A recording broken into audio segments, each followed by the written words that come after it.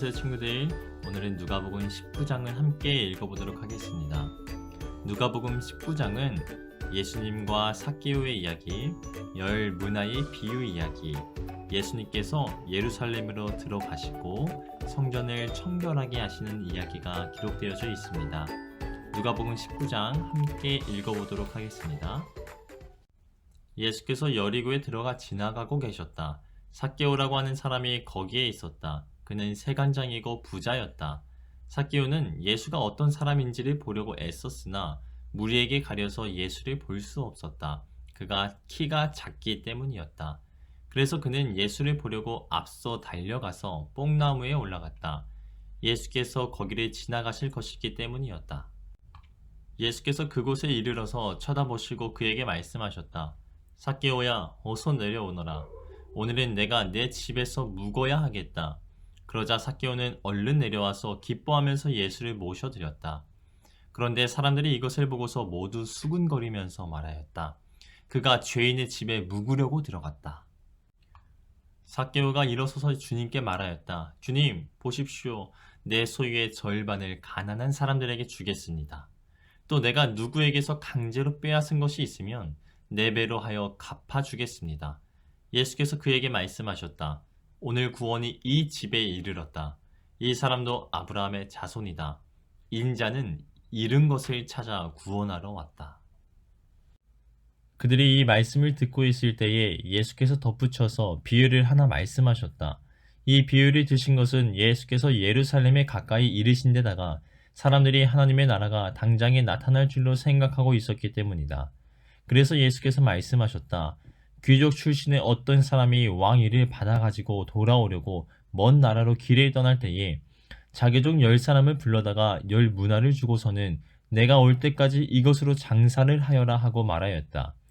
그런데 그의 시민들은 그를 미워함으로 그 나라로 사절을 뒤따라 보내서 우리는 이 사람이 우리의 왕이 되는 것을 원하지 않습니다 하고 말하게 하였다. 그러나 그 귀족은 왕위를 받아가지고 돌아와서 은하를 맡긴 종들을 불러오게 하여 각각 얼마나 벌었는지를 알아보고자 하였다. 첫째 종이 와서 말하였다. 주인님, 나는 주인의 한 문화로 10문화를 벌었습니다. 주인이 그에게 말하였다. 착한 종아, 잘했다. 내가 아주 작은 일에 신실하였으니 10고을을 다스리는 권세를 차지하여라. 둘째 종이 와서 말하였다. 주인님, 나는 주인의 한 문화로 5문화를 벌었습니다. 주인이 이 종에게도 말하였다. 너도 5고을을 다스리는 권세를 차지하여라. 또 다른 한 종이 와서 말하였다. 주인님 보십시오. 주인의 한 문화가 여기에 있습니다. 나는 이것을 수건에 싸서 보관해 두었습니다. 주인님은 야무진 분이라서 맡기지 않은 것을 찾아가시고 심지 않은 것을 거두심으로 나는 주인님을 무서워하여 이렇게 하였습니다. 주인이 그에게 말하였다. 악한 종아, 나는 내 입에서 나온 말로 너를 심판하겠다. 너는 내가 야무진 사람이라서 맡기지 않은 것을 찾아가고 심지 않은 것을 거두어 가는 줄 알고 있었지? 그러면 어찌하여 내 은하를 은행에 예금하지 않았느냐? 그랬더라면 내가 돌아와서 그 이자와 함께 그것을 찾았을 것이다. 그리고 그는 곁에 서 있는 사람들에게 말하였다. 이 사람에게서 한 문화를 빼앗아서 10문화를 가진 사람에게 주어라. 그들이 주인에게 말하기를 주인님, 그는 10문화를 가지고 있습니다 하였다. 내가 너희에게 말한다. 가진 사람은 더 받게 될 것이요. 가지지 못한 사람은 그가 가진 것까지 빼앗길 것이다. 그리고 내가 자기들의 왕이 되는 것을 원하지 않은 나의 이 원수들을 이리로 끌어다가 내 앞에서 죽여라. 예수께서 이 말씀을 마치시고 앞장서서 걸으시며 예루살렘으로 올라가고 계셨다. 예수께서 올리브산이라 불리는 산에 있는 벳바게와 베다니에 가까이 오셨을 때에 제자 2사람을 보내시며 말씀하셨다. 맞은 쪽 마을에 가거라. 거기에 들어가서 보면 아직 아무도 타 본 적이 없는 새끼나귀 한 마리가 매여 있을 것이다. 그것을 풀어서 끌고 오너라. 혹시 누가 너희에게 왜 푸냐고 묻거든 주님께서 그것을 필요로 하십니다 하고 말하여라. 보내심을 받은 사람이 가서 보니 예수께서 그들에게 말씀하신 그대로였다. 그들이 새끼나귀를 푸는데 그 주인들이 그들에게 말하였다. 그 새끼나귀는 왜 푸는 거요? 그들이 대답하였다. 주님께서 그것을 필요로 하십니다. 그리고 그들이 그 새끼나귀를 예수께로 끌고 와서 자기들의 옷을 나귀 등에 걸쳐 얹고서 예수를 올라타시게 하셨다. 예수께서 나아가시는데 제자들이 자기들의 옷을 길에 깔았다. 예수께서 어느덧 올리브산의 내리막길에 이르셨을 때에 제자의 온 무리가 기뻐하며 자기들이 본 모든 기적을 두고 큰 소리로 하나님을 찬양하면서 말하였다. 복되도다. 주님의 이름으로 오시는 임금님, 하늘에는 평화, 지극히 높은 곳에는 영광.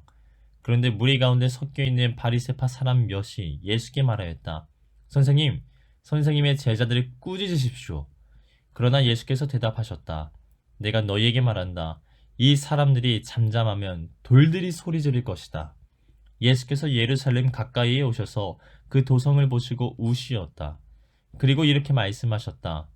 오늘 너도 평화에 이르게 하는 일을 알았더라면 좋을 터인데 그러나 지금 너는 그 일을 보지 못하는구나.